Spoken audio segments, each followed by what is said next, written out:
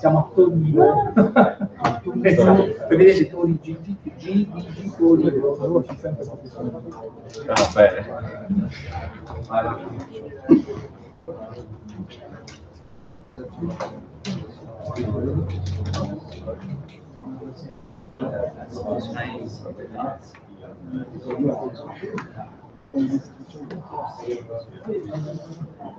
Buonasera a tutti, io sono Mattia, faccio parte del GDG Torino e vi do ufficialmente il benvenuto al Waiting for Droidcon.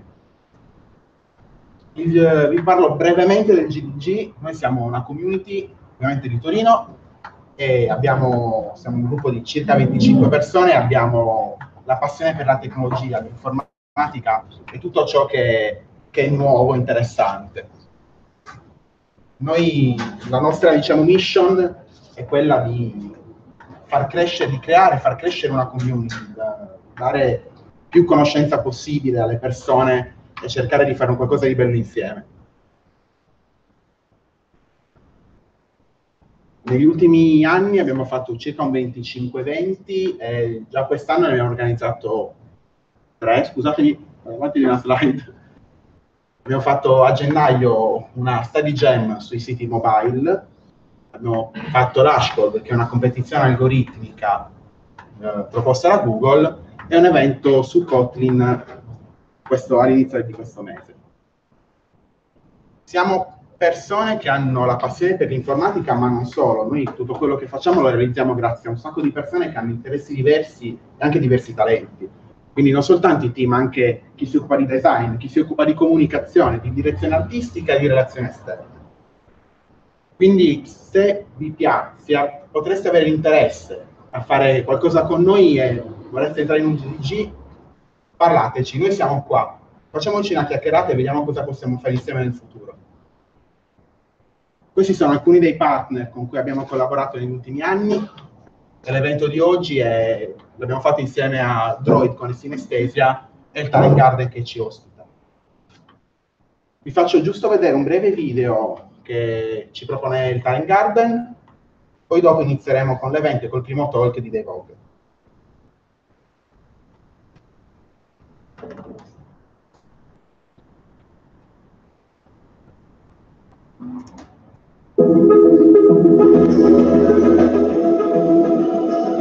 Talent Garden is about building things, building businesses, making the future happen.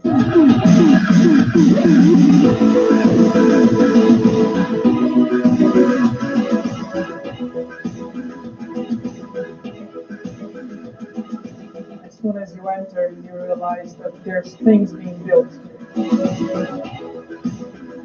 I'm able to work and there's a local community, but also I find a way to act local and think global. Since we were building something new, something no one has done before, we wanted to be in a place which we consider being an accelerator of ideas, an accelerator of opportunities.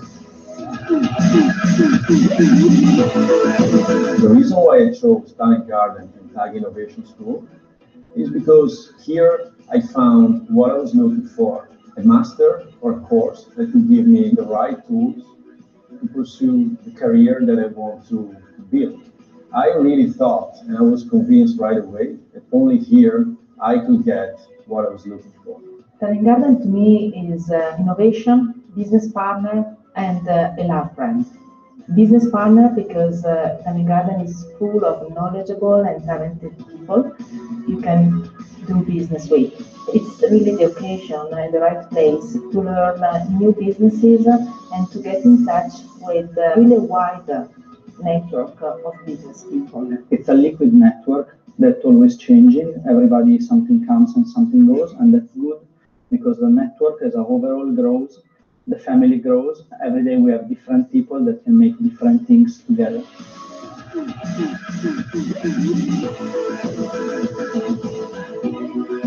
Talent Garden, it's like a Lego house. You never know what can come out from the combination of all these people together. Everyone is really approachable.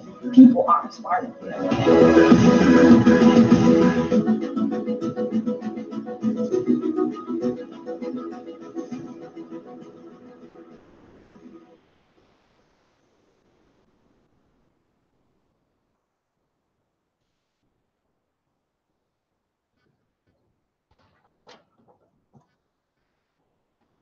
Ok, allora iniziamo la serata e ho l'onore e il piacere di presentarvi Dave Hogue, Design Lead in Google, che oggi ci parlerà della psicologia della user experience. Quindi un applauso per lui.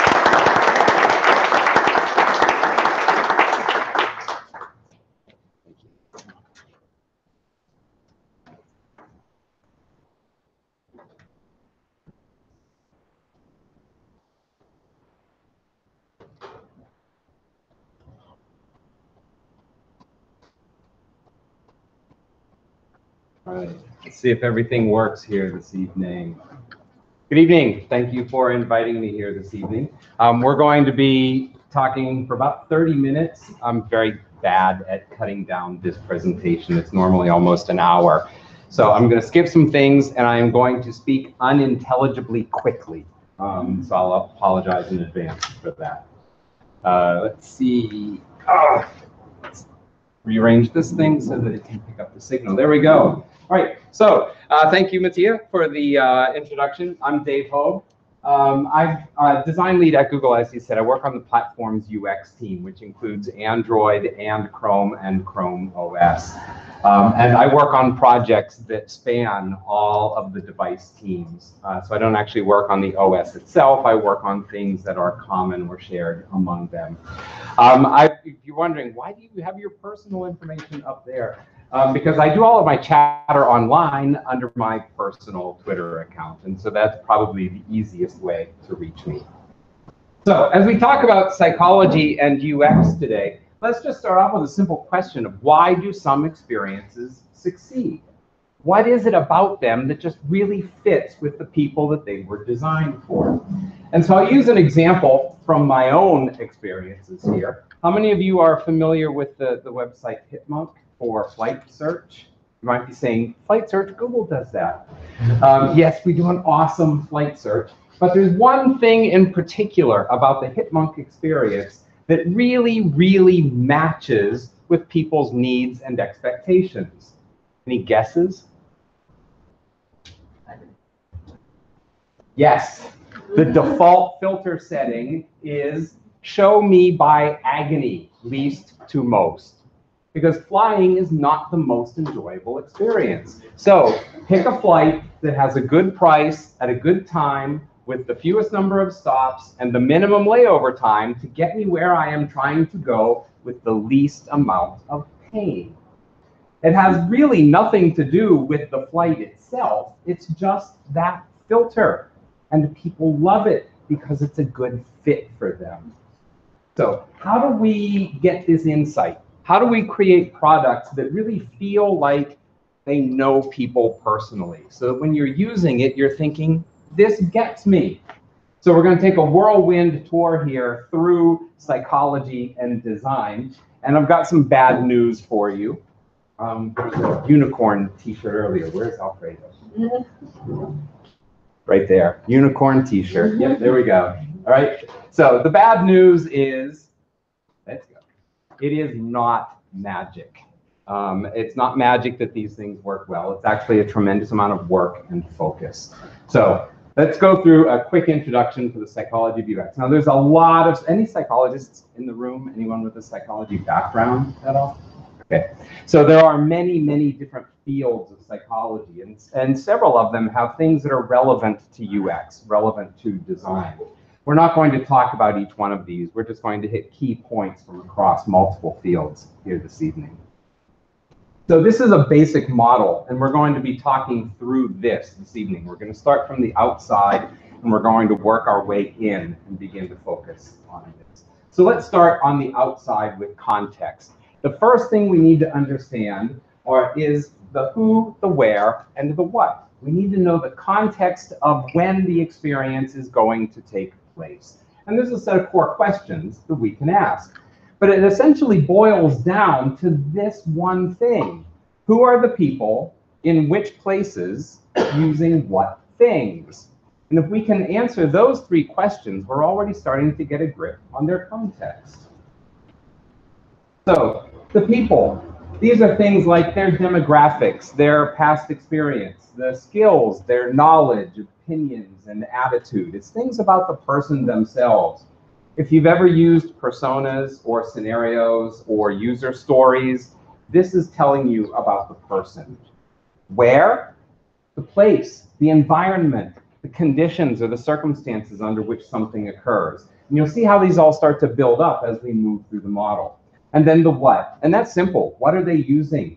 Is it a mobile phone? Is it a kiosk? Is it a series of devices? Is it a hammer and a nail? It doesn't matter, but what are those objects? We're going to use an example that runs through the presentation this evening. How many of you have been to a restaurant before?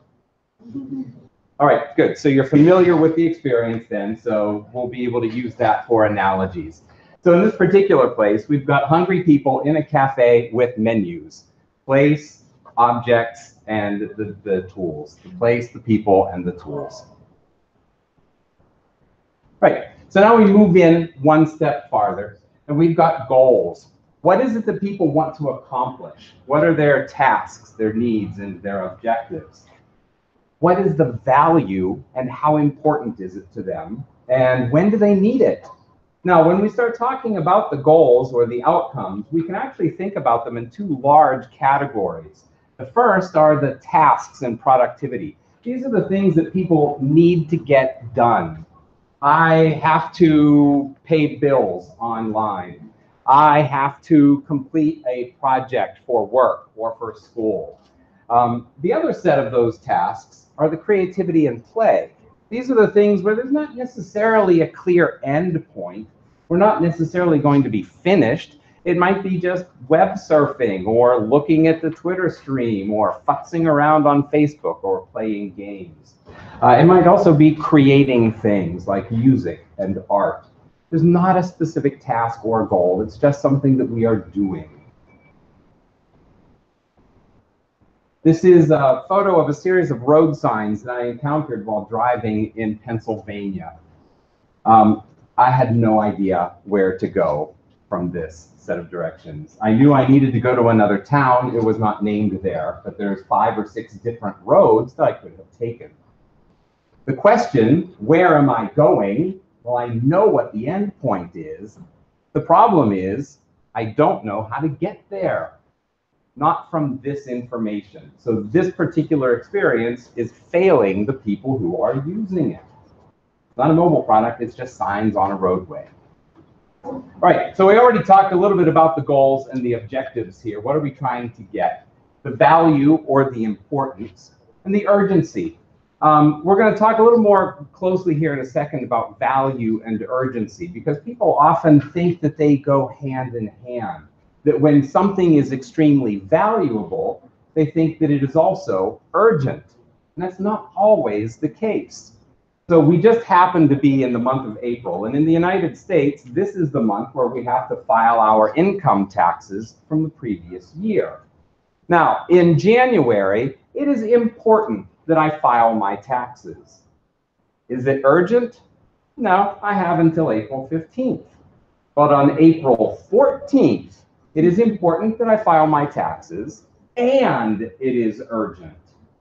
So importance and urgency, or value and urgency, can change. And it's possible that important things may not need to be achieved immediately, that urgent things may not actually be important.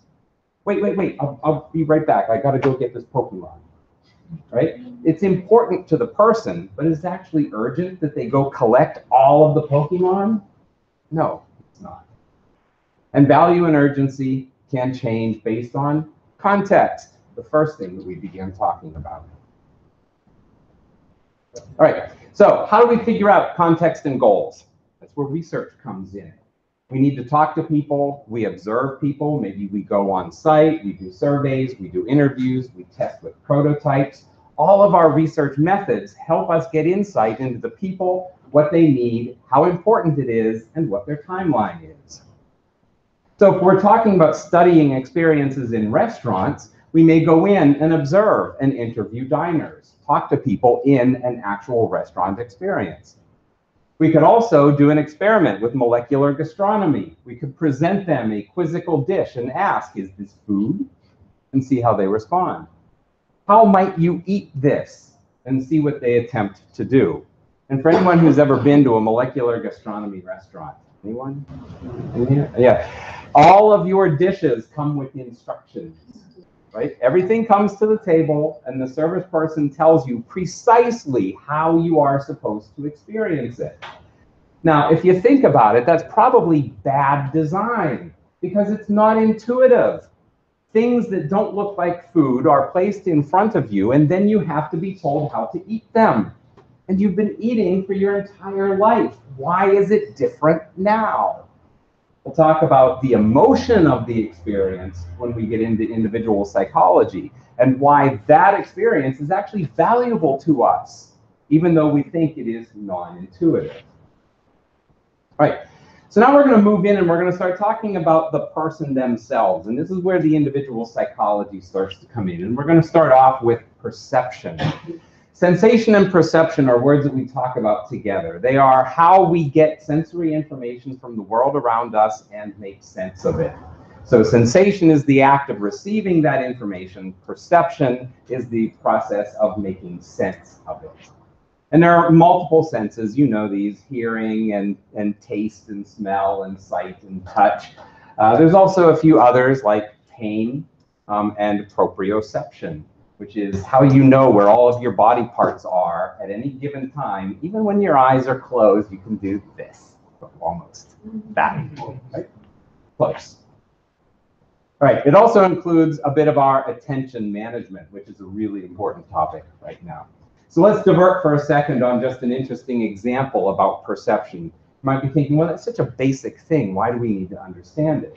So color vision, actually, your eyes work almost exactly the same way that all of your screens work. 3 colors of light, red, green, and blue. They mix in different proportions. They produce about 16 million colors for us to see.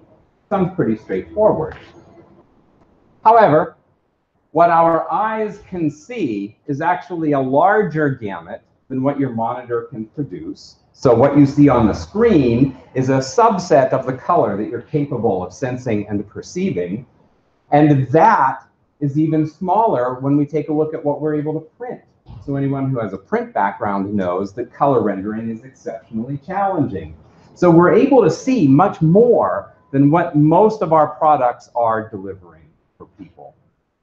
But there's one peculiarity in our sense of sight, and that's the color magenta.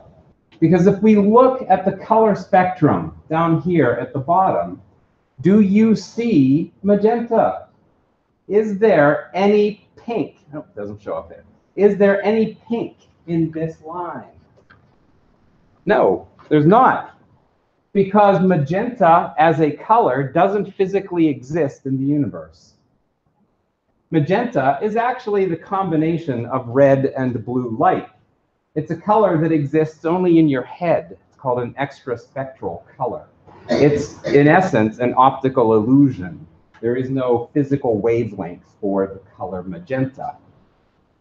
So if we take the light spectrum here, which is a linear spectrum, and we bend it into a circle, we get this familiar thing. But notice what happens where red and blue come together at the ends of the light spectrum. Blue plus red equals magenta. And you know the RGB values for it, right? And you see it. It is pink right there. But that color is only in your head. That's it. All right. So it's also important for us to talk about color deficient vision because of accessibility. About 1 in 10, roughly 1 in 10 people will have some difficulty experiencing screen color because of color deficient vision. There are many different forms of it. There are anomalies, there are absences, there is even a disorder where people see no color at all. So you've probably seen things like this, where you've got normal color, a person with red-green color deficiency, tasty looking juices. And even tastier looking blue juice there for the blue and yellow color deficiency. So the one menu that we have there looks radically different based on the color deficient vision. Right. How many of you have heard of Gestalt Principles? Almost everyone has. Yeah? Okay. Gestalt psychology goes way back to the 1920s. And they were trying to understand, how is it that we perceive objects in the world around us? How do I know where one object ends and the next one begins? So when I'm looking at each of you, how do I know that you are distinct from the chair that you sit upon? Yeah. The pardon? Different color. Well, you're also wearing different color shirts and hair and jeans, but that doesn't mean your legs are disconnected from your torso. So it can't just be the color. So there are some basic processes that are going on in the brain to sort of analyze the world around us. And there's a set of Gestalt principles that explain what's going on. And we leverage these in design quite a bit. So once again, we'll use our restaurant example here. This is just a menu from a restaurant, but if we go through, we can find that we're using similarity to create headers so that people clearly know where each section begins. We're using proximity because things that belong together are placed near one another. We're using symmetry because it eases perception. It is easier for us to perceive symmetric objects than asymmetric objects. Any artists in here? No, we play with art. Getting really good asymmetric art is challenging because it's easier to see something symmetric, but getting balance in asymmetric art, ooh, that's a more difficult thing to do. We also use it in software. This is just a complex work tool, but we use similarity. Things that look alike are similar and belong together. Things that are near one another belong together. Continuity, things that you can't see all of, you know that there's more of it because of the way it's displayed. So these preprint images here, there's more of them than we are seeing on screen. And the way they are displayed indicates to us there's more stuff over there under this thing off the side of the screen. And we know that it's there. So this is one of my favorite screenshots of all time. I've been holding on to it for years. I like to play a game with this one. It's called Where's the News? So SF Gate is a news site in San Francisco. And when you look at this, what do you see? News? Pretty much just ads everywhere, right? Well, I'll give you a hint that right here and here and here, those images are actually the lead photos from the stories of which you can see none of at this point in time. The problem with this screen is you don't know where to look. We're giving it no focal point. We're giving it no structure. There's no way for you to know where to focus your attention. The advertiser was probably very pleased at this because pretty much all you see are ads. But you went there for the content, not for the ads. So how was your experience? That's a great example of designing for the business. This is Where's Waldo? This is also intended to scatter your attention. But we do this for fun. This is a game, right? So on the previous screenshot, if we go back one, you had a task. I want to read the news, right? Productivity, focused. I've got something I want to do. This, on the other hand, is play. And you don't mind if your attention is scattered. In fact, it's part of the game for you to struggle to focus your attention. And when you do, you can find Waldo. He's on there. Anyone see him?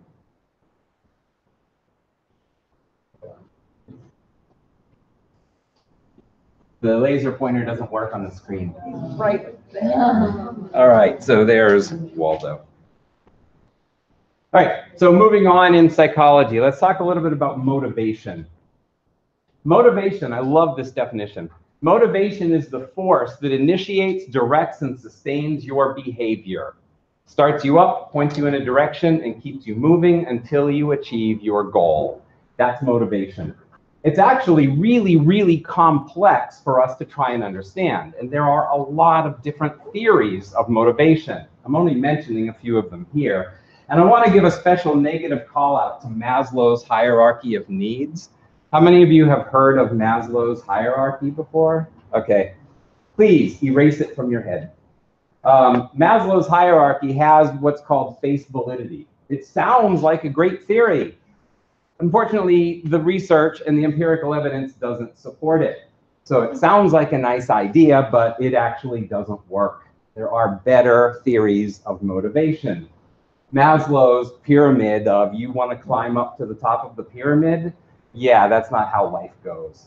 And so it sounds nice, but no. So next time someone brings up Maslow's hierarchy, you can put on your little diploma cap and you can say, well, actually, the empirical evidence doesn't support Maslow's theory, and there are better, more effective theories of motivation in use today. And then run. So let's talk about motivation in the context of why do people spend so much time on social networks? How many hours do we spend on different systems? So if you don't follow Sucky UX on Twitter and you really get a kick out of bad product interfaces, this is a Twitter one to follow. And I can just waste hours looking at this. I'm not immune. But let's take an example of Jane Wang. Jane Wang actually is one of Pinterest's most effective contributors. She's got nearly 8 million followers, right? Now, I don't know if Jane Wang actually has a job or not, but she spends a lot of time curating a lot of content into a lot of categories. And we might ask, why does Jane do this? And why do 8 million people think she's worth following? So if we take a look at one of our theories of motivation, we can say, well, we do things because we are driven by affiliation. We're driven by social connections with other people. And so Jane does this because she's connecting with a lot of people, but people follow her for reasons as well. She does it for personal achievement, I'm sure. She's probably competing with other Pinterest contributors to see who can get more followers. I suspect Jane is also intensely personally competitive. And that this is something that she drives herself to do as well, she's competing with herself. Social influence and credibility. There's a concept of social currency. She contributes so much information that she's considered to be an arbiter of taste. People go to her for good ideas, and that gives her influence or power. And then finally, recognition, praise, and awareness. People say they love her, people like her, people praise her. And well, honestly, most of us like to be praised. So she's getting rewarded for it as well. All right, so why do we eat? Well, of course, biological drives. Why do we go to restaurants? Because it adds a social aspect to it. We go with others for the company, not just for the food. Right. If we've got software, complex software, we could ask a motivational question. Do you want to use it, or do you have to use it?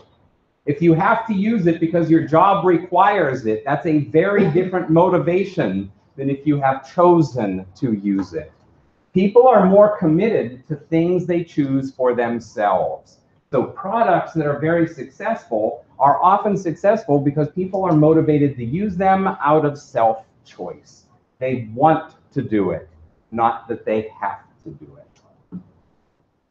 All right, cognition. This is the biggest part of the psychology stuff that's relevant to the work that we do. We're only going to be scratching a little bit of the surface here.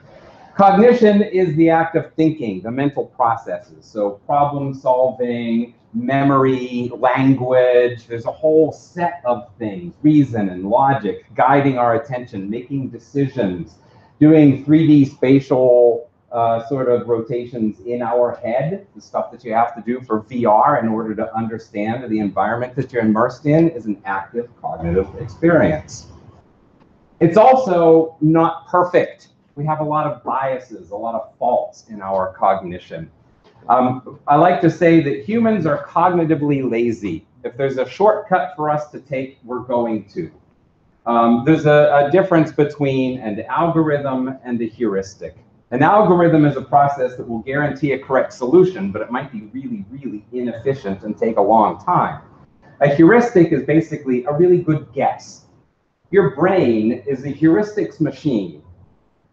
Close enough is good enough for your brain. In fact, most of your decisions are, that one, close enough. There's not that often that we're actually going through a series of calculations to come up with an answer. So there's a thing called Hicks' law and the paradox of choice. Hicks tells us that the more choices we have, the longer it takes to make a choice or to make a decision.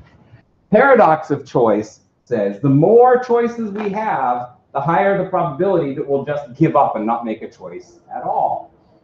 So what do we do? And what's the impact on a product for this? Well, if we just keep rolling in features because someone requested it or someone liked it, eventually we get to a product that's got too much crap in it. People don't know what to do. They can't make a decision. So this is a menu with a lot of choices, and people might take a long time looking at this. But a simple change could make it much easier. We've reduced the number of choices, and we've changed the typographic design in order to focus attention on the important things. What do you need to consider? We do the same thing in interfaces. Back to our print software here. I need to navigate, but through which mechanism? All of these things highlighted are navigational mechanisms in this interface. How do I get to where I need to go? Lots of choices, also lots of uncertainty. And as I said a moment ago, they're not perfect. We have a lot of biases. If you're really interested in cognitive biases, just go to Wikipedia and search for that term. There's like, I don't know, 150,000 of them listed up there now. So I'll really quickly give you an example here. In my design classes at San Francisco State University, I separate the students into two different groups, and I put them in two different rooms. And before we separate, I say, we're going to be working on a project today in which we are being asked to redesign the palliative care unit of a hospital. Palliative care is what you give to people who are going to die. They're terminally ill. They are not going to recover. They will die. It's end-of-life treatment. So it already makes them sad right away to tell them, we're going to be designing a palliative care unit in a hospital. And then I split them into two groups and I send them away. And then when I go into each of those rooms, I give them slightly different instructions.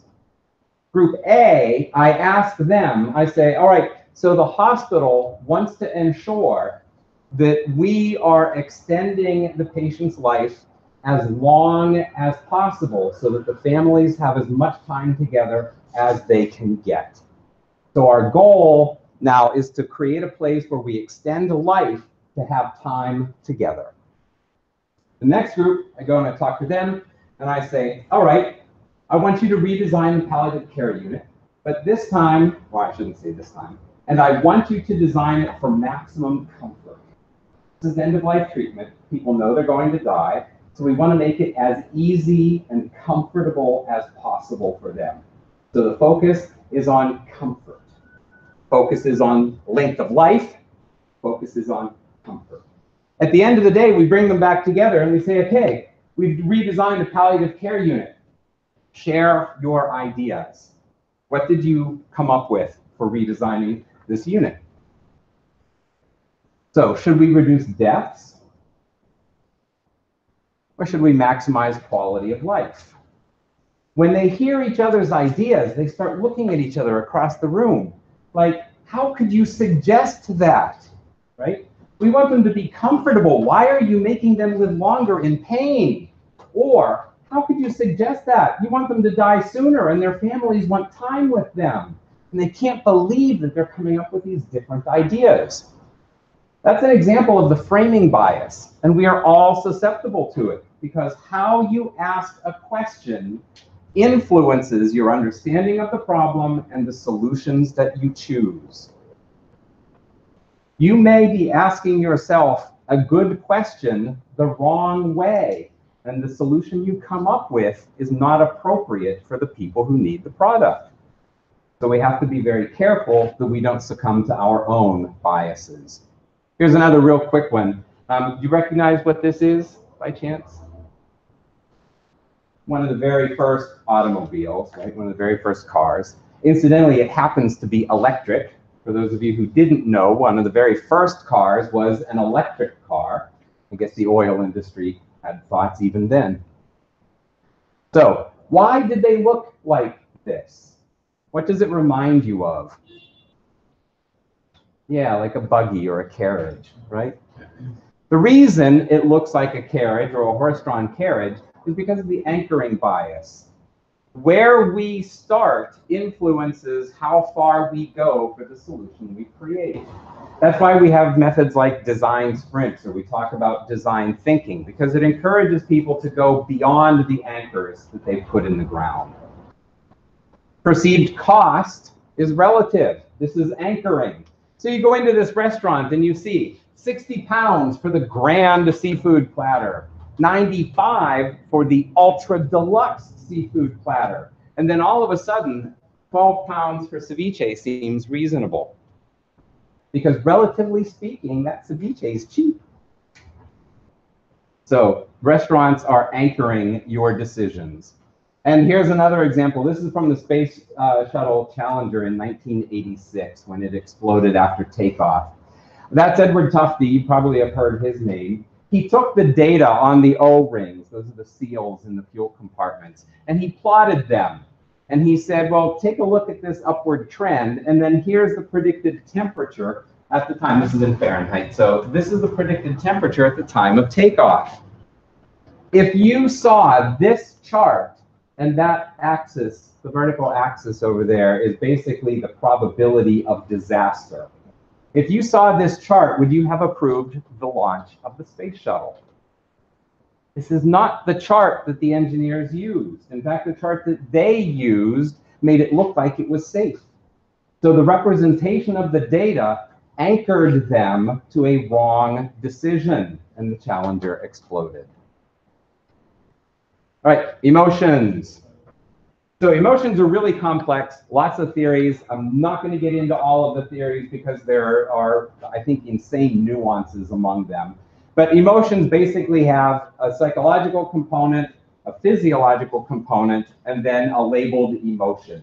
We feel something, we think something, and we give it a name. But it's the theories that just take a look at categorizing that can be the most interesting for us, because this is how we often talk about people's experiences with products and services. One of the things that we do in design is we use imagery. And imagery can be very evocative for us. It can create feelings. It can create experiences. So things like, this is the Waimea Canyon on Kauai in Hawaii. Aww, yeah, I even heard people, aww, cute kitten. Amazing architecture, sunset, birds, evocative of a place. Right? Mind-blowing, mind-expanding, right? Universal scale.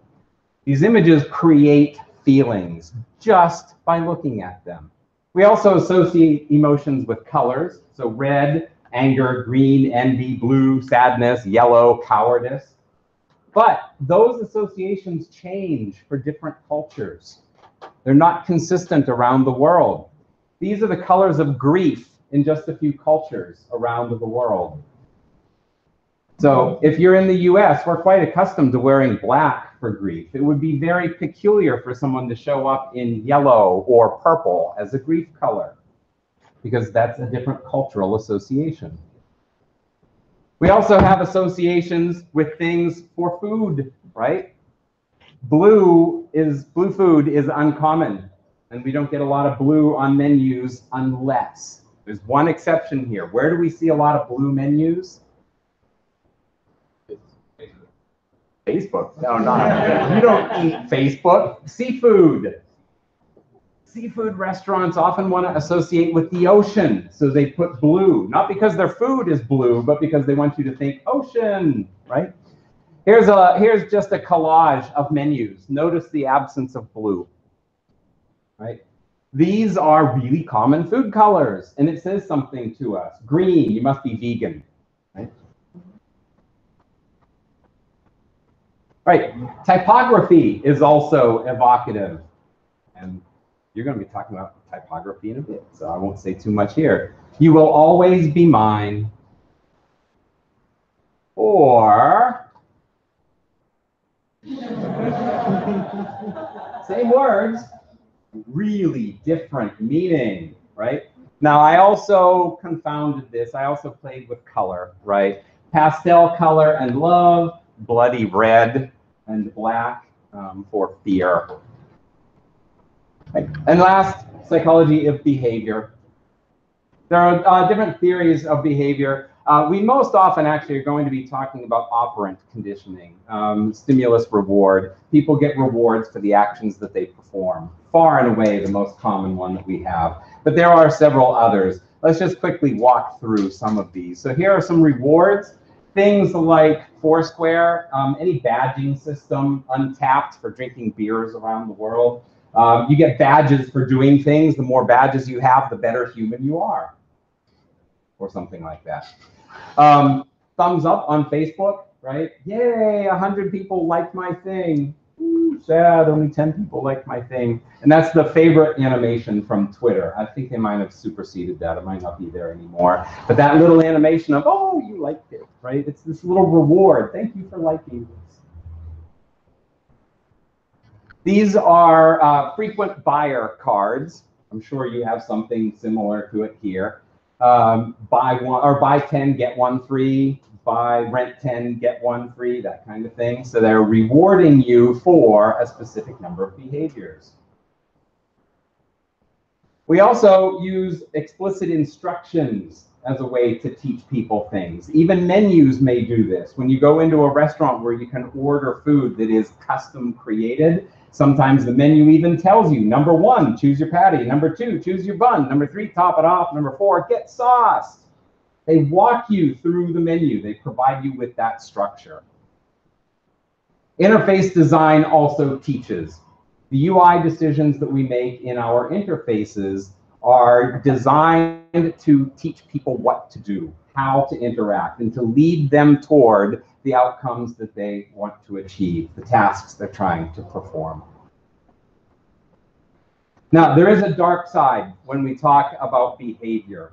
And when it really comes down to it, UX designers are behavior modification experts. We are in the business of changing people's behavior, of getting them to do something that, honestly, we want them to do. And much of the time, we want them to do it because there's a profit motive for the company. So we need to keep an eye on, are they doing it because they want to, or are they doing it because we are leading them to do it? Now, on the bad side of that are dark patterns. Dark patterns have malicious intent. They mislead people into doing things they would not have otherwise chosen to do. So it's not in their best interest. It's not something they need or want. They are led down that path. So I'll give you just a quick example. This website is, a janky freeware download site. And I used it because it's relatively innocuous. Probably illegal, but relatively innocuous. When you land here looking for something like a racing game, there's how many download links? And which is the one that you download the product from? Well, there's all the download links. This is designed to lead you to click on ads, not on the correct download link. Why is it designed to click on ads? Because every time you click on an ad, a fraction of a penny gets paid to this website. So the ads have been designed to mislead you. So just a reminder, because you're in the business of changing people's behavior, please be the good person, right? That should be a factor in your decision making. All right, so context, goals, individual psychology, talked about behavior. And when we talk about behavior at the product level, we're typically talking about interaction. So we can fly through a really quick interaction model here. There are 5 phases to interaction design, learning a new interaction design. The first is I need to perceive the opportunities to interact. If I don't perceive the opportunity to interact, I'm not going to. I don't know what to do. I don't know how to use this. I don't know what to press or where to go. And so you just leave.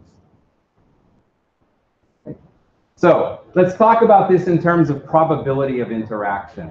If you perceive the opportunity to interact, the probability of interaction goes up. This is a screenshot from Pinterest. I'm going to pick on them again.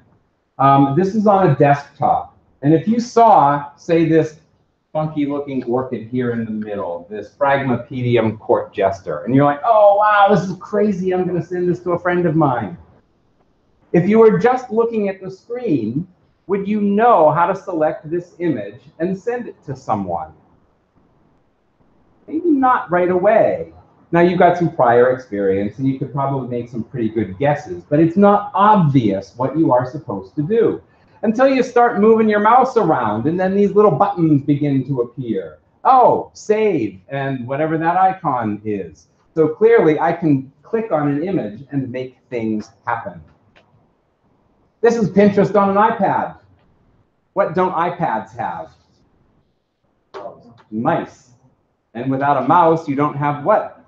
A hover state, right?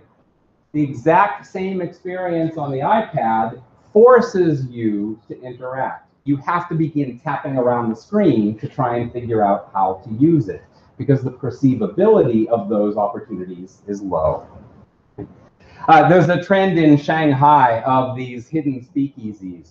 You have to know where they are in order to get into them. So they've got a fake cafe, and if you know, you go in and you open the Coca-Cola machine, and that's the door to the bar. If you don't know, you sit at the counter and wonder why nobody's coming to serve you a burger. So we then predict what's going to be the outcome. People are less likely to predict if the outcome doesn't seem to be what they want, or if they are uncertain of what the outcome will be. My cousin sent me this funny face on Facebook Messenger a couple of years ago, and then she immediately followed it up with, all's good here to count down the wedding. Sorry for the silly face. That's what I get when I don't know what I'm doing. Okay? What I really want you to pay attention here is, who did she blame? She sent an emoji by accident. And who did she blame? Facebook? No, she blamed herself. I don't know what I'm doing. Ha, I did it wrong. It's bad design. It's a Facebook problem. It's not her fault. But she made a mistake. She didn't get what she wanted, and she internalized the error. She blamed herself for poor design. So just because something's poor designly and people can't use it doesn't mean it's just that they won't use it. They may actually blame themselves for their difficulties. What if you were given a menu that had no prices? What would you feel comfortable ordering at that restaurant? Water, please. Right? And if you have all these choices in the software that you're using for work, do you know exactly what to do? So once we interact, we get feedback. And we get feedback at different states of the interaction. This is just an example of absent feedback. We'll pick on Apple here for a moment. I bought my mother a gift card for the iTunes store, for the Apple store, to get some ebooks. And bought it, wrote this message, happy birthday, blah, blah, blah, blah, blah, send. And then I get an error that says, the email exceeds the maximum length, please shorten your message. All right, well, I had a big text box. I didn't quite fill it up, but I guess that big text box is misleading. How many characters am I allowed? Oh, wait, there's no number up there to tell you how many characters that you're allowed to have. There was no warning when I went over. So I edited it. Send. Too long. Edit it again. Send. Too long. I did that 5 times until the final message I sent her was, hi, Mom, call me, love, David. That message went through, right? So there was no feedback to tell me what was permissible in that interaction. Once we get feedback, we make sense of it. It's time for us to learn. There are multiple ways that we can learn. The first thing, well, go back here. It takes us, for some products, some practice. We may have to do it multiple times before we actually learn it. But there are 3 different ways that we can learn. The first is that we associate things that happen together in space and time. So if they happen together, we think they are connected. It's a fundamental error, right? For those physicists in the room, you realize, wait, correlation is not causation, but we learn correlationally. We learn to repeat interactions that reward us and avoid things that punish us. We all know that. But we also learn by watching and observing, by getting instructions and having people show us what to do, just as easily as we do by actually doing it ourselves. So I can look over your shoulder while you use a tool that I have never seen before, and just by watching you use it, I can learn to use it. Anyone use Snapchat at all? Snapchat? Snapchat relies on this third one. People who use Snapchat tell other people who want to use Snapchat how to use Snapchat, because it's not intuitive and there's no instructions. Right? So you got to have somebody tell you what to do.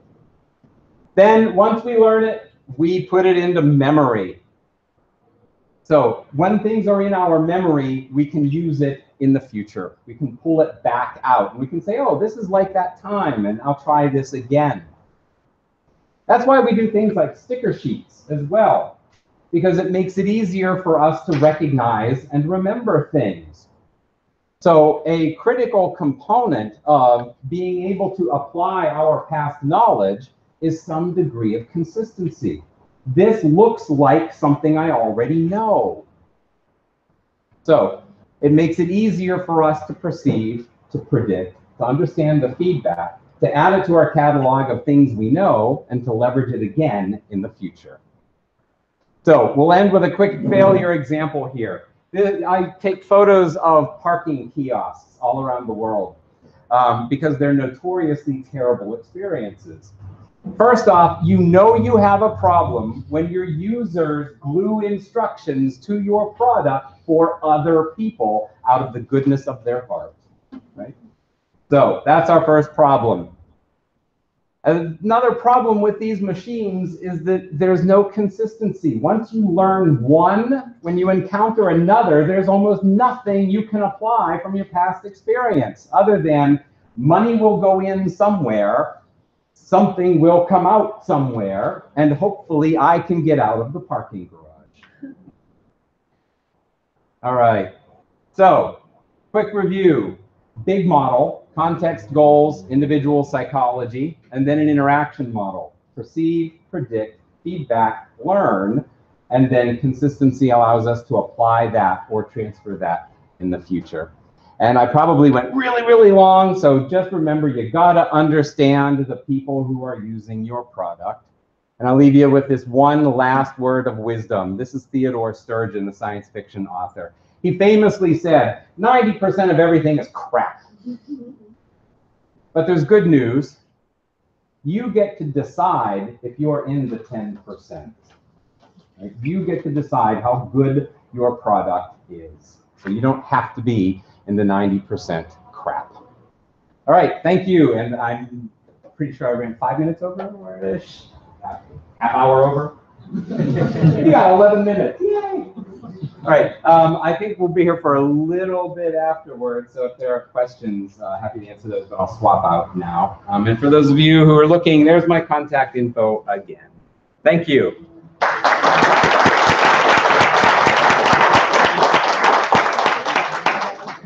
Thank you, Dave. Crazy. Continuiamo la serata con Florina Muntenescu. Yeah, that's good. We're good. Molto bene. E ci parlerà di data persistent in Android, quindi un benvenuto anche a lei. Grazie.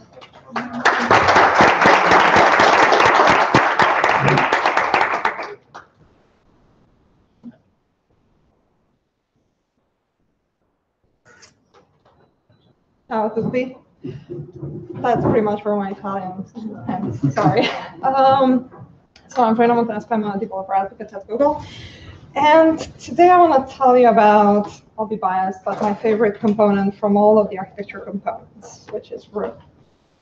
So the thing is that whenever I was working with databases before architecture components, to be honest, I was kind of afraid of them. And I didn't like working with them because there was all of that boilerplate that I needed to write, all of that cursor get in, cursor get string, and so on. You want me to do this? Okay. Let's see if I can handle both. So there was so much boilerplate that I had to write, and all of that for all of that object mapping to happen. And I have to admit, I kept on copy pasting things from one query to another, so I ended up also with some errors, and it was hard to test. In general, working with databases was hard to test, and it was also hard to implement migrations, because every time you change something in your database or your database schema, you have to implement a migration. And then that migration is, again, hard to test. So I always had the feeling that if I'm doing something there that's not right, the app might just explode in the hands of my users. And then lastly, so we're in a small group. I hope that's not live. So I'm going to tell you something that I didn't admit to a lot of people. So I did something when working with databases. I actually even did database operations on the main thread. So as a result, well, let's say that the UI took a little bit longer to load, just to be rendered. And actually all of these things, all of this boilerplate that you need to write, that difficulty to implement migrations and to test it, and working on the main thread, these are all problems that Room is trying to solve. So what I want to do today is go over the main components of Room, but most of all, I want to also talk about the new stuff that's been added in the last, let's say, the last few months, and also mention some of the things that I found interesting when working with Room. And some of these, like, okay, I need to remember this. So let's start with the components. So let's say that we have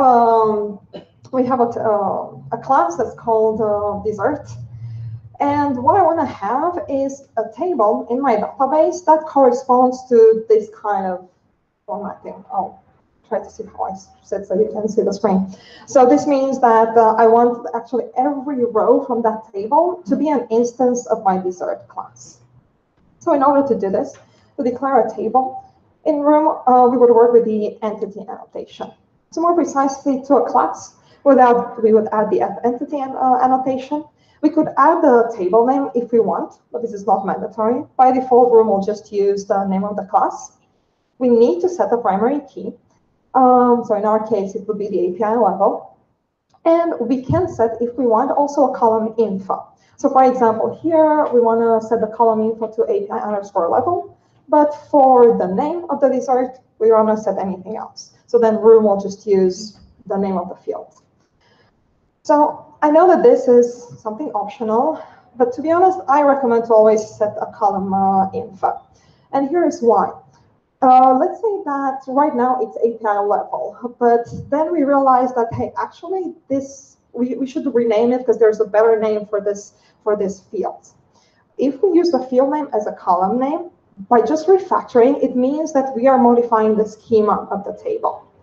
And well, if you're actually changing a column name, to do the migration, you actually need to copy all the data in a temporary table. And then that also has the new column name that you want, and then rename the table afterwards with the new name.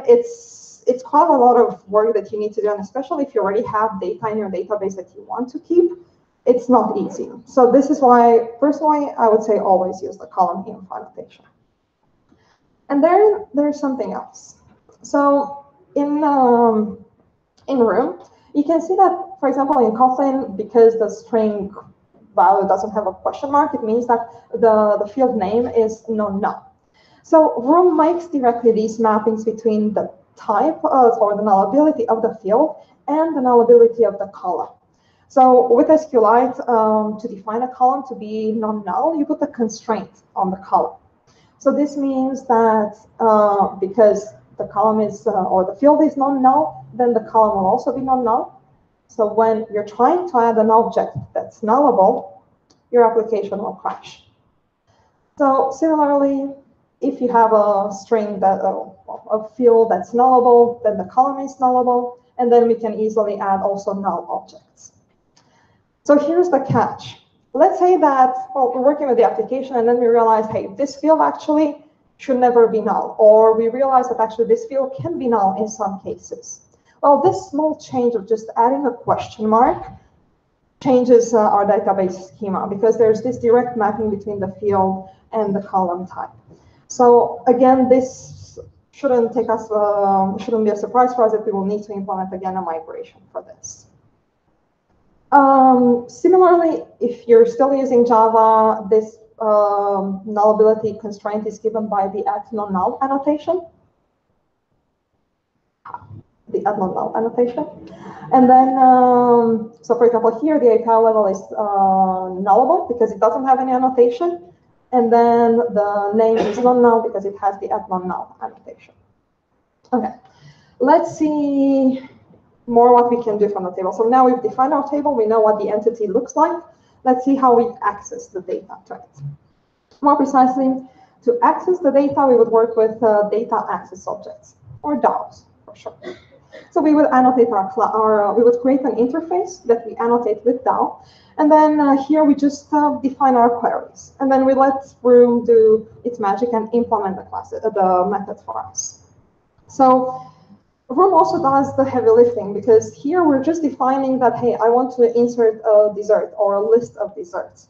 And Room will be the one that knows how to map that object to the fields that we have in the column. And then similarly, when we're trying to get an item.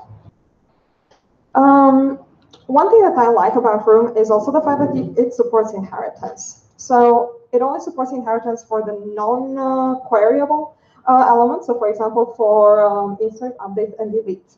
So this means that we can just create a base DAO, and then in our other DAOs, if we have multiple tables, we can just define the queries that work with that table. Okay, but in the DAO, you don't really, or in the query, you don't really need to return always the entity. If you only need a smaller subset of fields from the table, you can just return that. So for example, you can return a string, for example, or you can return another object that you created based on those fields. And in one of the latest versions, we've also added support for optionals. So if you're working with Guava or optionals from Java util, now you can also return a dessert, or sorry, you can return your data as an optional. So this means that if the data is missing, your optional will be absent or empty, depending on which type of optional you're using. Okay, so the benefit of one of the benefits of Room is that if we're making errors, for example, with when writing a query, it will tell us about this at compile time. Even more with the latest Android Studio versions, we have a very nifty integration with Room, so then you can automatically auto-complete the column names or the tables. So the Android Studio also tries to help you with this.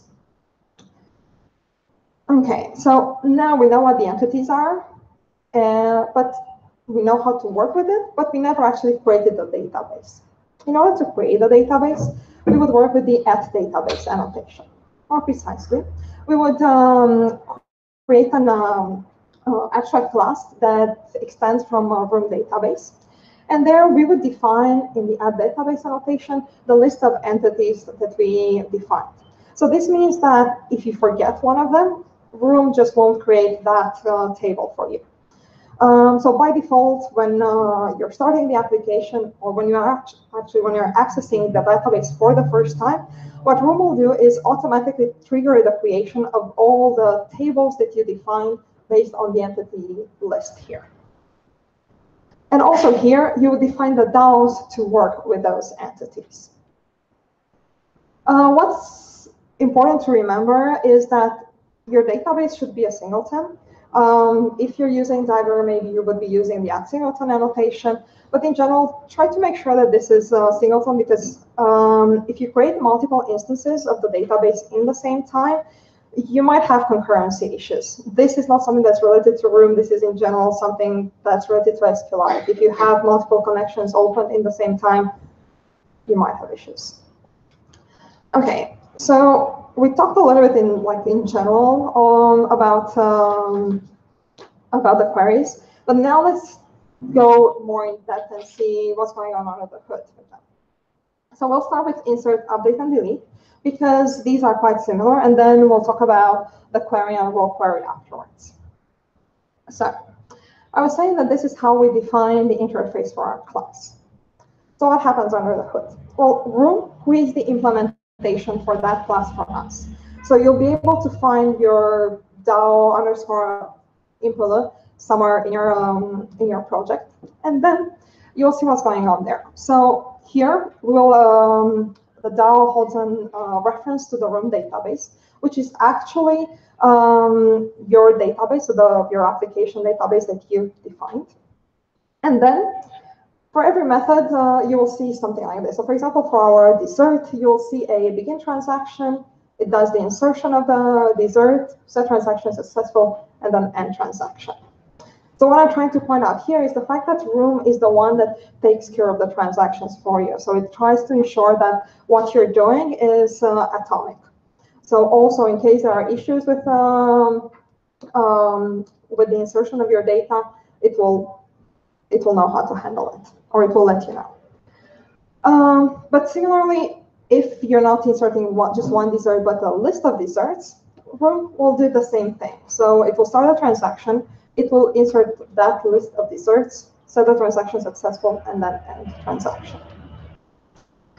But let's say that we want to do multiple operations. Let's say that we want to add a dessert, but also remove another dessert. And we want this to be also an atomic operation. So we don't want to get notified multiple times in the of the table change. So to do this, we would just use the @transaction annotation. And like this, you're able to implement the transaction yourself, ensuring that all of the operations that you want are atomic. Okay, let's talk about the threading model. Well, all of these, insert, update, and delete, are synchronous. And so this means that they will be triggered from the same thread that you are running them from. So it becomes your responsibility to take care of this. So make sure that you're moving this, all of these operations away from the main thread in any way you see fit. If you're using RxJava, then maybe using some single or completable from RxJava, or executors or whatever you want to use. And actually query can also be synchronous. So the problem is that if any of these are run on the main thread, your application will crash.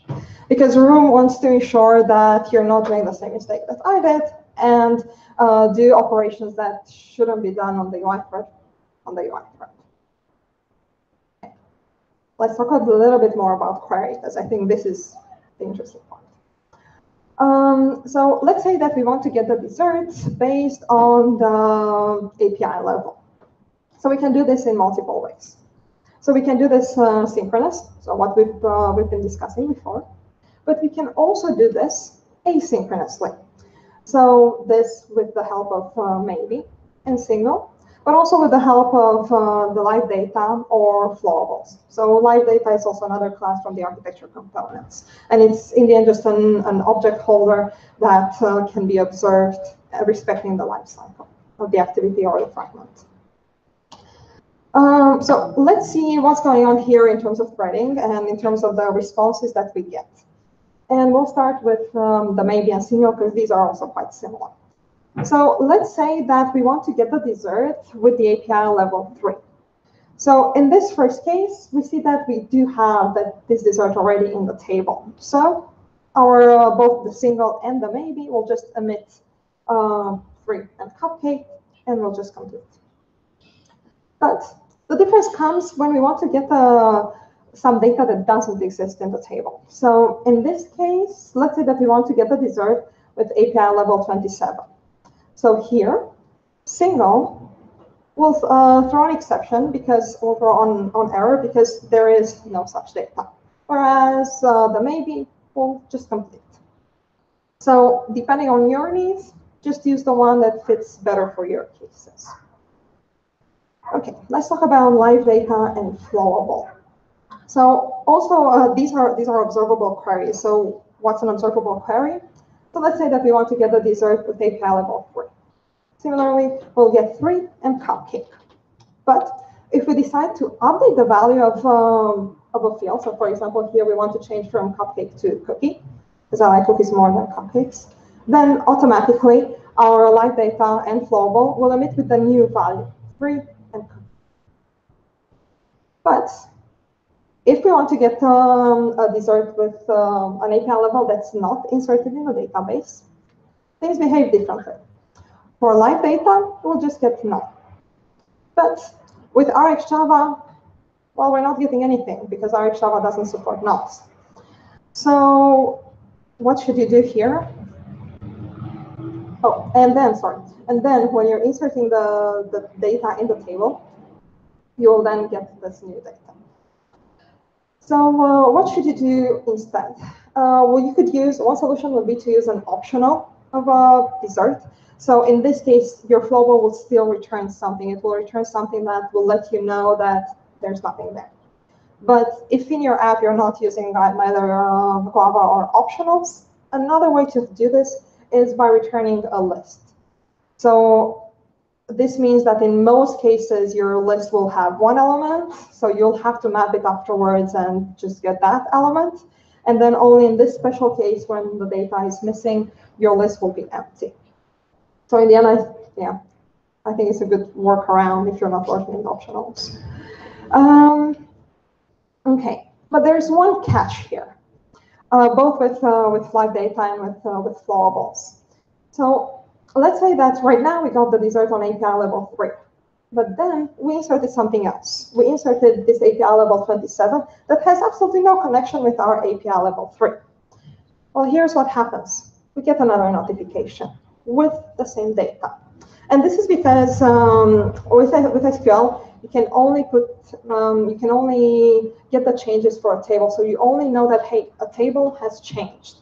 So what Room does here is just trigger the same query again for you because it got a notification that, okay, something changed. I don't know what changed, but something did. So then it triggers that query again for you. So you get again 3 and cupcake. So I would call these a false positive because this is something that changed, but that's not something you care about. But there are actually different ways of handling this.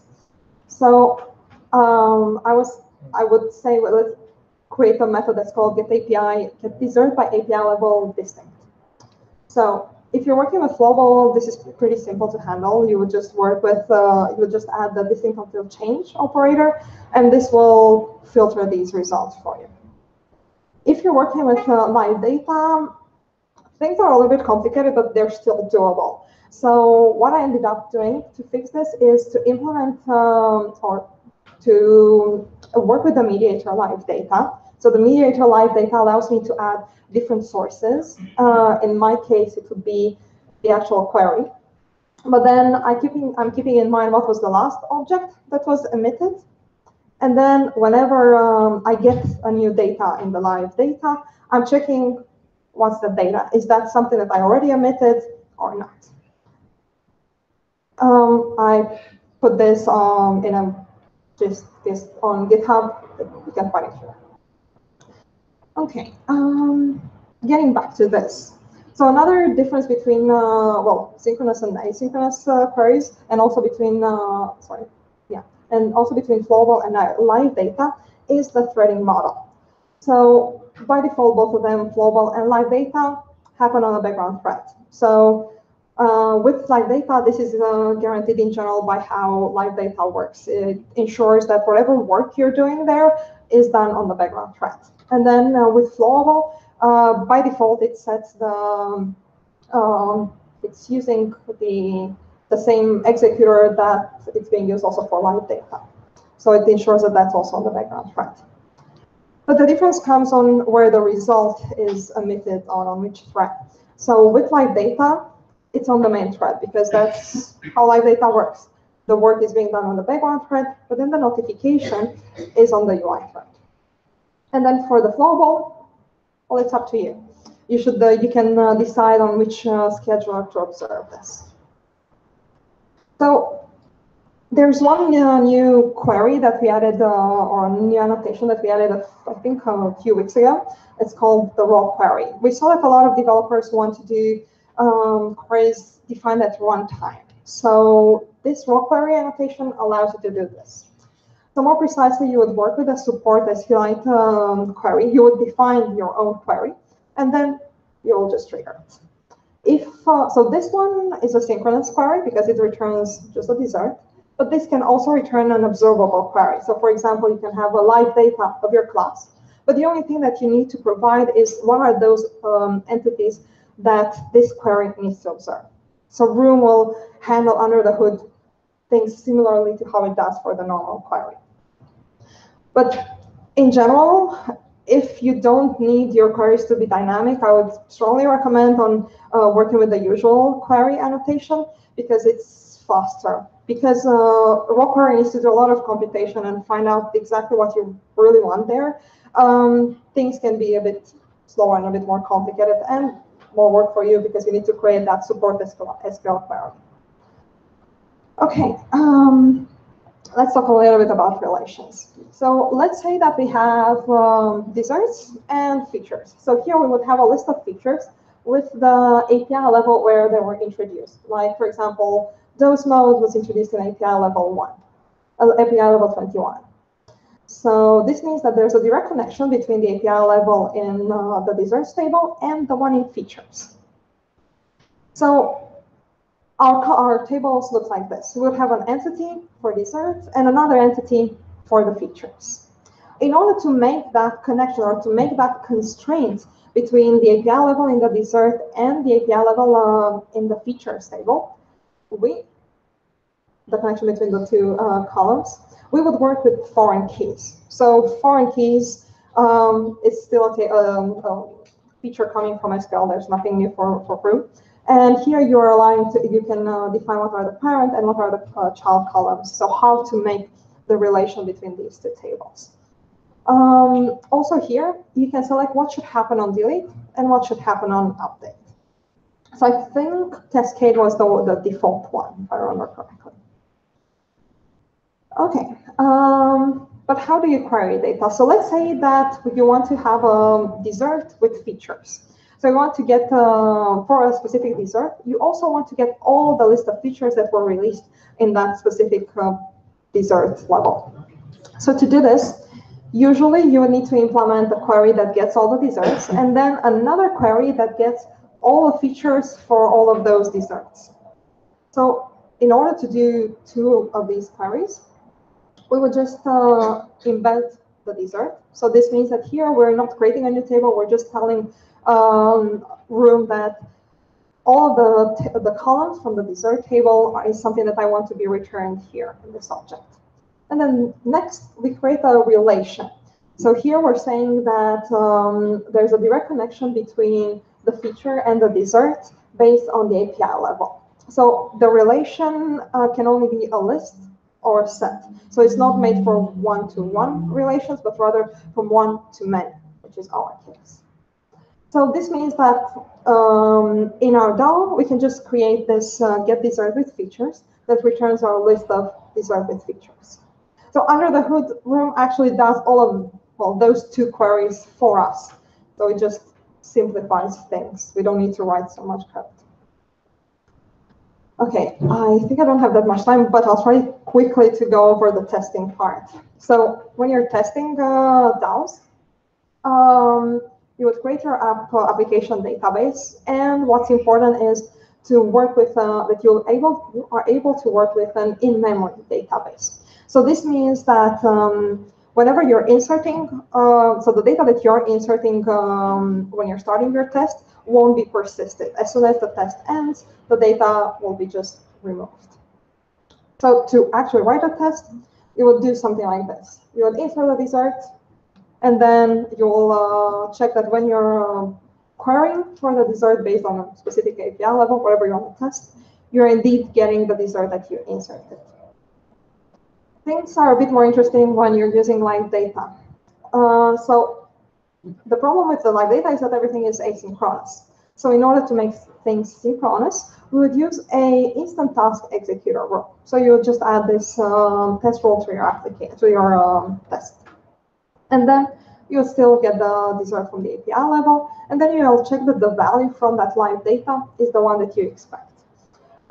Here I'm using the live data test utility. It's a utility class that we added in one of our GitHub, well, pretty much in all of the GitHub samples that use live data. So practically, it just observes the live data and returns the value when needed. When you're working with flowballs, things are pretty similar. So you will still need to add that test rule that ensures that everything is run synchronously. And then you can just test that the flowball returns whatever you want, or whatever you inserted before. If you're using the DAO in another class, like a repository, well, it's also easy to mock it. You can mock it using Mockito, for example. If you want to test your application with Espresso, and you also have asynchronous queries, there's another test rule that you can use. So this is the counting task executor rule. So this one actually swaps the background executor used by architecture components with a different one that counts the tasks as they are finished and as they are started and finished. Do I still have time? I don't have any more time. The next part would have been about migrations, but I wrote a blog post about it. I wrote 2 blog posts about it. One about how to implement migrations and how to test the migrations.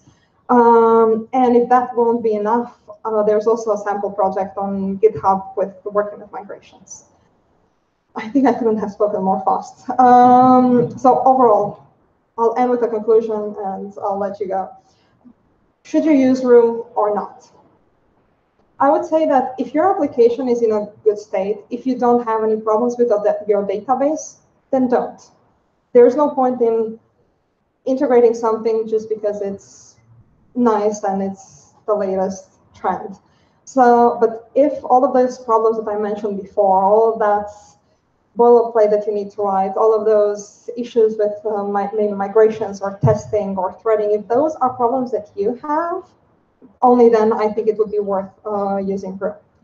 And of course, if you're starting a new project from the start, definitely use Room. Thank you. Grazie mille. And I'll be around for questions. Or if not, come to the workshop that I'm doing at Droidcon Turin. It's not about Room, it's about paging. But I'll mention something about Room also. And a shameless plug, me and Nick are also doing a talk on text. Completely not related to Room, but I'm sure you'll like it. Thank you.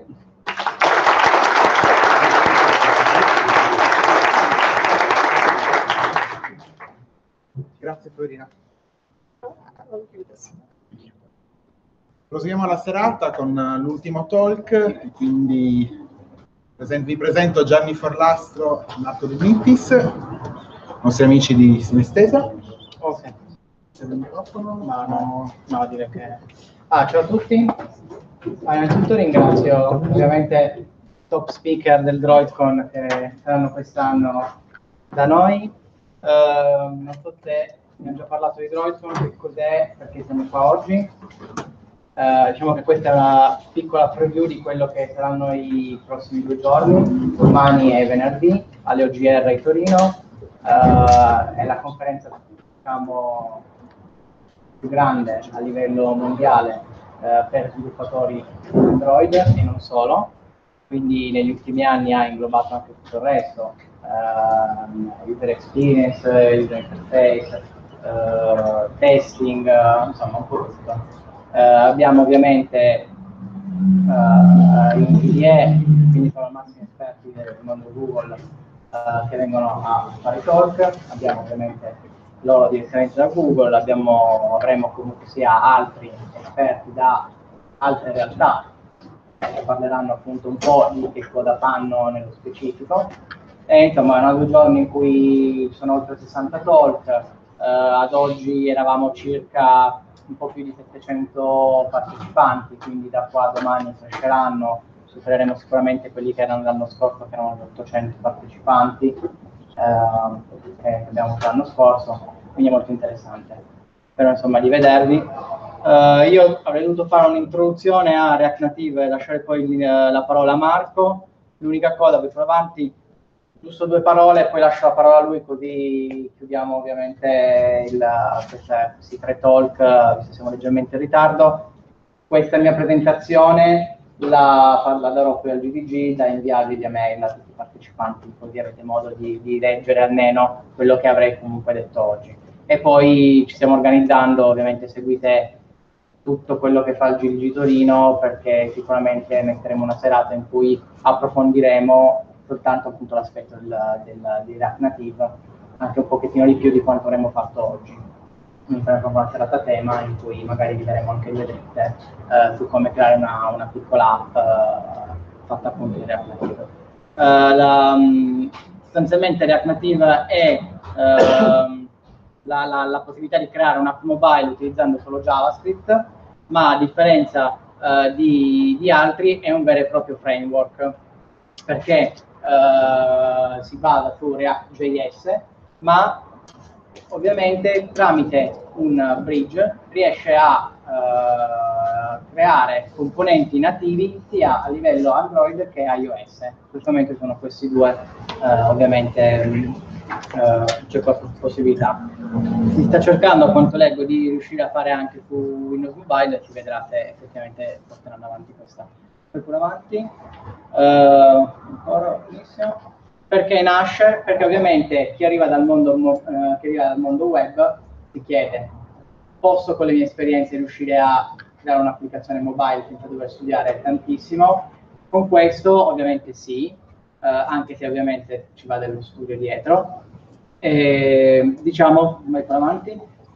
Quello che vi serve sapere è, diciamo, una conoscenza di base del framework React, che è facilmente diciamo, acquisibile in 2 giorni, una dimestichezza con JavaScript e poi ovviamente gli elementi di lavoro Xcode se fate iOS o il framework Android se volete fare Android. Io direi che però per tutto il resto, che tanto riprendi poi magari tu, vi lascio a Marco e niente, alla fine del talk poi facciamo tutti un mega selfie da inviare sui social. Mi raccomando, domani chi parteciperà, alzi la mano. Ok, non parte, perfetto. Mi raccomando, domani seguite comunque i canali, quelli ufficiali, i social, Twitter, Facebook, perché posteremo comunque sia foto, comunque sia news, di quello che si fa. Ok, ciao a tutti, innanzitutto io mi chiamo Marco De Nittis, sono un po' sviluppatore web, un po' sviluppatore in generale. Da qualche mese mi sono tuffato, anzi mi hanno tuffato in questo fantastico universo dello sviluppo di applicazioni mobile. Curiosità, chi di voi sviluppa applicazioni mobile? Nessuno? 1, 2, 3, qualcuno? Ok. Chi di voi lavora con JavaScript? Di meno. E cosa fate? Allora, React Native, come diceva Gianni poco fa, è una tecnologia che ha lo scopo di creare applicazioni mobile cross-platform, per cui con un'unica code base noi possiamo andare a realizzare un'applicazione che gira tendenzialmente o sia su iOS sia su Android. Questo è permesso, è possibile grazie al fatto che Facebook, nella sua grandissima potenza, diciamo, di realizzare librerie, nuove tecnologie, ha immaginato di perché non sfruttare un meccanismo che già portiamo avanti sul web, che si chiama React. Qualcuno conosce React.js? Qualcuno ha avuto la fortuna di usarlo? Ok. Libreria JavaScript per creare interfacce grafiche che funziona sul web, perché non spostarlo anche all'interno del mondo mobile, in modo tale che con lo stesso know-how, la stessa esperienza, noi possiamo lavorare in maniera, non dico trasparente, ma in maniera molto simile su entrambe le piattaforme. Uno potrebbe dire, se ha vissuto un attimino la storia di quelli che sono i framework mobile, sì, questa cosa esisteva già, si chiamava Cordova, che si chiamava PhoneGap, e permetteva di creare applicazioni mobile, in realtà mettendo un'applicazione web all'interno del vostro dispositivo. Per cui voi creavate dei mini siti che stavano all'interno del dispositivo e interagivano in una minima parte o in una gran parte con quelle che erano le funzionalità del dispositivo, ma erano pur sempre applicazioni che giravano in un browser, con tutte le limitazioni che hanno questo tipo di applicazioni. Ad esempio, una di queste, prima di tutte, è le performance.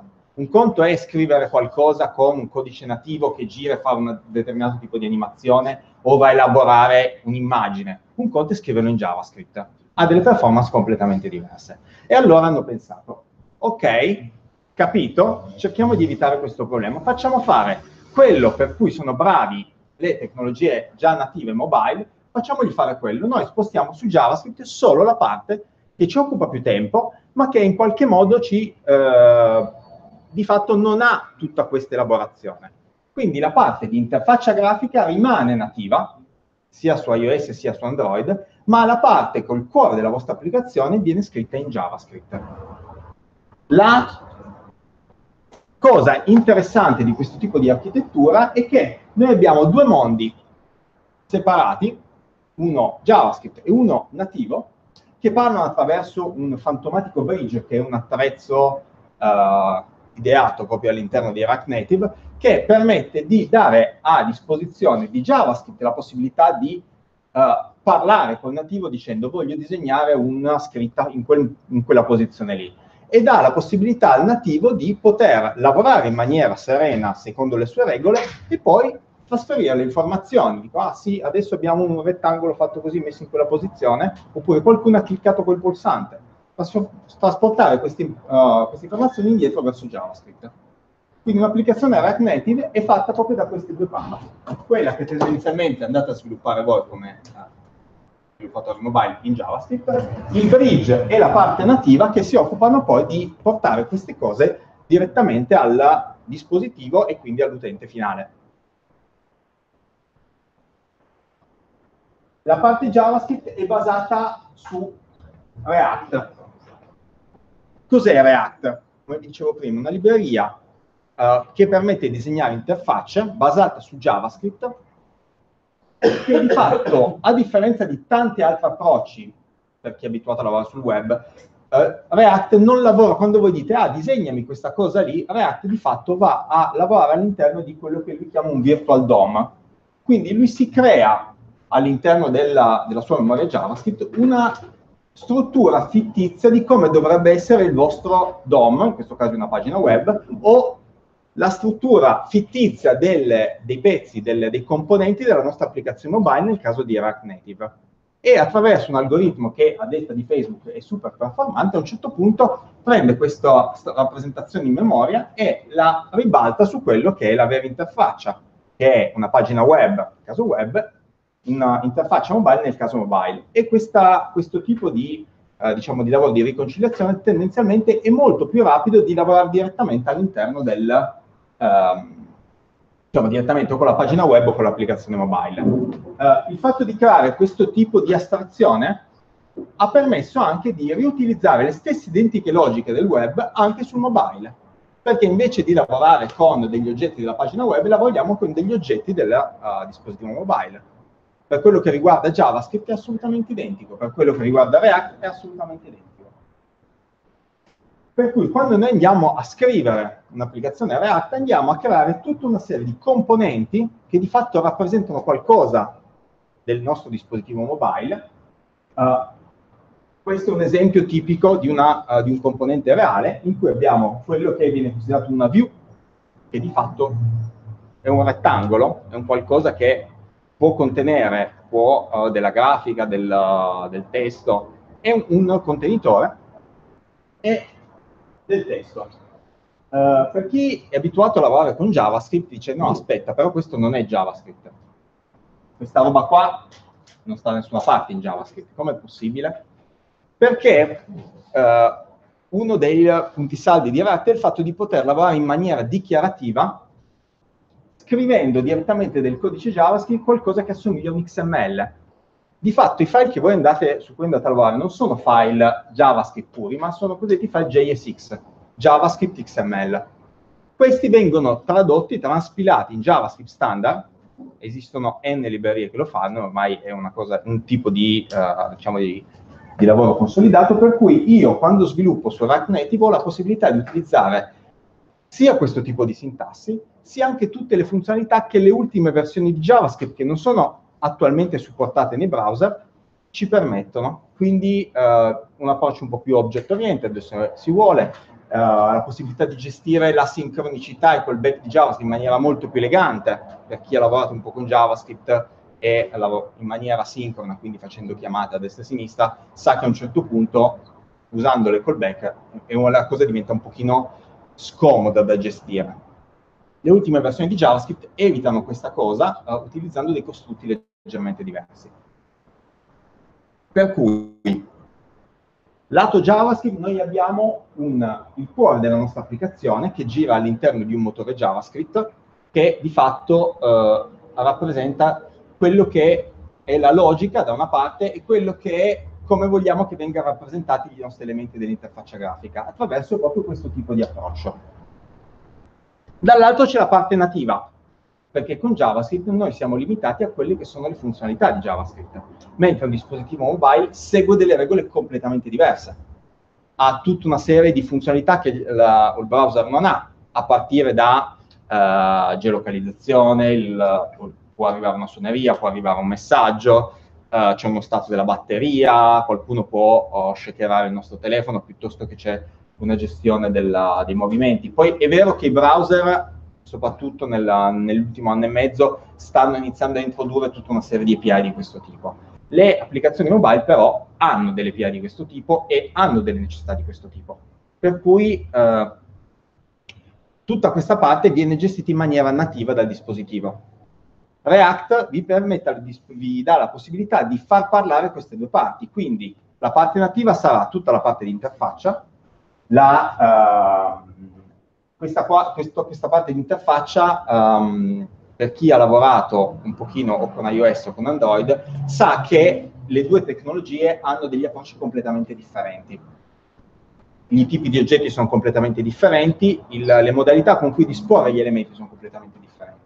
Per poter funzionare questo tipo di approccio bisogna trovare una base comune. E la base comune è stata trovata dando la possibilità di diciamo, descrivere la nostra interfaccia in termini di una specie di CSS, qualcosa che assomiglia al linguaggio CSS, e in particolare, per chi ha un po' di dimestichezza, io ho utilizzato un approccio alla Flexbox.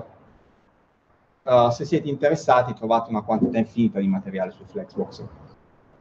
Per cui voi andate a dichiarare in JavaScript come volete che vengano fatte le vostre interfacce, stilando i vari oggetti che mette a disposizione di React Native. La parte nativa che cosa fa? Interpreta tutta questa cosa qua e disegna effettivamente quelli che sono i nostri controlli, i nostri widget all'interno del dispositivo mobile, in maniera assolutamente nativa. Se per caso quello che ci mette a disposizione React Native non bastasse, cosa facciamo? Possiamo scrivere noi in maniera estremamente semplice dei bridge, dei componenti nativi che possiamo poi andare a chiamare in maniera estremamente comoda dal lato JavaScript. Quindi quando la parte JavaScript non riesce ad arrivare e la parte nativa messa a disposizione da React Native non riesce ad arrivare dove vogliamo, a quel punto noi possiamo iniziare a scrivere un po' di codice nativo e possiamo farlo interrogare da JavaScript. Per cui dobbiamo scriverlo per iOS, dobbiamo scriverlo per Android, se vogliamo supportare entrambe le piattaforme. Se non ci interessa, basta farne solo uno.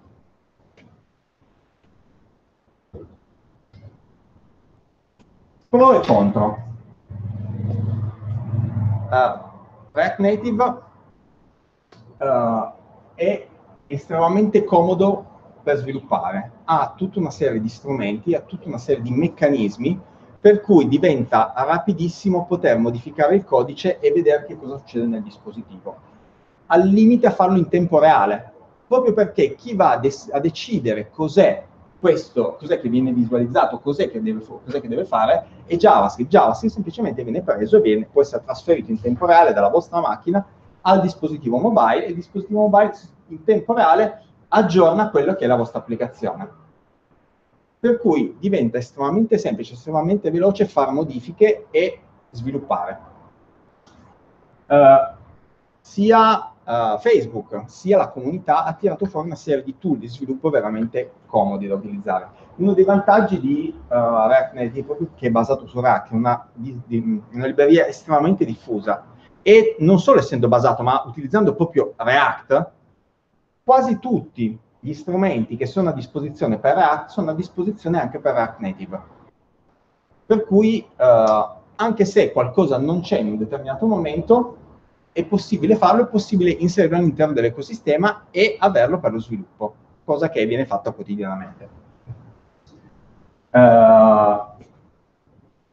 JavaScript ha una diffusione estremamente capillare, nel senso è facile trovare persone con competenze JavaScript, per cui è un vantaggio, come diceva Giovanni, per prendere delle competenze già a disposizione di una realtà e riutilizzarle, una persona, e riutilizzarle anche per creare altro. React è una tecnologia estremamente stabile, per cui non si va a giocare, vediamo, speriamo che funzioni una volta che deployiamo l'applicazione. No, è una tecnologia comunque che viene utilizzata. React Native, giusto per fare un esempio, viene utilizzato dall'applicazione di Facebook, l'applicazione mobile di Facebook, l'applicazione mobile di Instagram anche. Avendo questo tipo di approccio, noi possiamo avere un'unica code base per diverse piattaforme. È vero che possiamo usarne una sola per fare un'applicazione che funziona sia Android sia su iOS? In realtà no, nel senso che dipende da quanto è spinta la vostra applicazione, quali funzionalità deve utilizzare. È possibile utilizzare dal 100% al 60-50% del codice utilizzato tra entrambe le parti, che tendenzialmente è comunque un passo in avanti rispetto alle altre tecnologie che fanno più o meno la stessa cosa. Essendo basato su JavaScript, essendo basato su tutto quello che è l'ecosistema moderno di JavaScript, si ha una quantità incredibile di componenti e di librerie già a disposizione, per cui diventa molto più semplice, se voi non avete a disposizione qualcosa, di trovarlo già fatto. Sfrutta, per chi lo conosce, NPM. NPM è il package manager ufficiale di diciamo Node.js e JavaScript, che di fatto ad oggi dovrebbe avere tipo un archivio di qualcosa come 500.000 pacchetti, che sono un numero veramente esagerato nel bene e nel male, nel senso sia trovate qualunque cosa, ma trovate veramente qualunque cosa, di qualunque tipo di qualità, quindi bisogna fare comunque attenzione. Ed è facile, con React Native, utilizzare componenti, librerie, non React Native, ma native, quindi se voi avete bisogno di integrarvi con un sistema nativo, potete prendere una libreria nativa, inserirla e attaccarvi con il bridge. Al contrario, quali sono i contro? React Native sfrutta React, che è probabilmente molto personale. Secondo me React ha una curva di apprendimento non bassissima, cioè non proprio leggera, abbastanza ripida, per cui un conto è scrivere qualcosa, un conto è scrivere qualcosa bene. Per cui non è semplicissimo partire da zero, a mio parere. A differenza di uno sviluppo mobile tradizionale, ha bisogno di una quantità di skill molto maggiori. Se voi sviluppate per Android, dovete conoscere Java, dovete conoscere Android, se voi Kotlin Android. Se voi volete sviluppare React Native, dovete conoscere JavaScript, React, tutto l'ecosistema JavaScript, e poi se volete lavorare su iOS, dovete conoscere anche tutto ciò che riguarda il mondo iOS, quindi Xcode, Objective-C piuttosto che Swift. È un pochino più complesso. Quando voi realizzate un'applicazione, comunque c'è tutta una serie di, diciamo facilmente, non è scontato, ma c'è tutta una serie di personalizzazioni che devono essere fatte a seconda della tipologia di dispositivo. Perché magari l'interazione standard di iOS è fatta in un modo, l'interazione standard di Android è fatta in un altro. Questa cosa va differenziata spesso. Come dicevo, JavaScript inoltre non è così performante. È performante ma non così tanto. Se voi dovete creare un gioco, dovete creare un'applicazione che è fortemente legata a dei task che mettono sotto carico la CPU, probabilmente quelle parti non andrei a farle con JavaScript. Volendo è possibile andare a prendere quelle parti, spostarle in nativo, ma uno poi deve a questo punto farne le doppie e poi integrarsi con JavaScript. Si può fare, ma è comunque del lavoro in più. Ok, io speravo di avere un filo di tempo, però dato tutto un po' così, io vi ringrazio per l'attenzione, spero di avervi creato un po' di curiosità se voi non avete mai avuto a che fare con questo. Se avete delle domande, sono qui a disposizione. No, grazie comunque. Facciamo solo allora.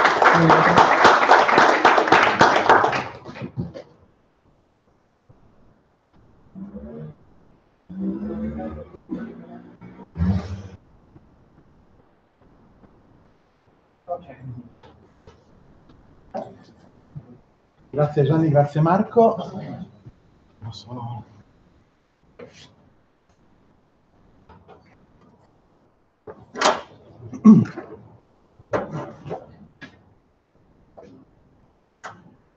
Uscendo dalla sala è presente un piccolo rinfresco che è offerto da Droidcon, però, oddio, è morto.